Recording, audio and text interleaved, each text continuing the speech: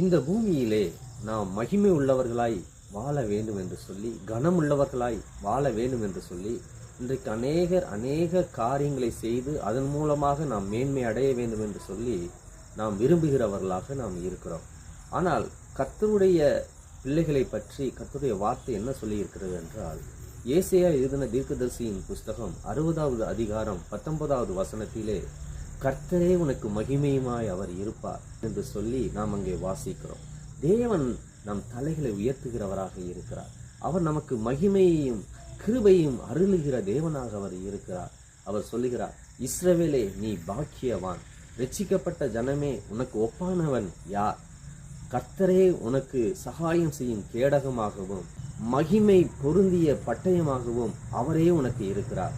ஆகவே கர்த்தர் நம்மளை உயர்த்துகிற தேவனாக இருக்கிறார். ஆகவேதான் சொல்லி இருக்கிறார், நான் உண்டு பண்ணின சகல ஜாதிகளை பார்க்கிலும் உன்னை கீர்த்தியிலும் புகழ்ச்சியிலும் மகிமையிலும் நான் சிறந்திருக்கும்படியாக நான் செய்வேன் என்று அவர் சொல்லி இருக்கிறார்.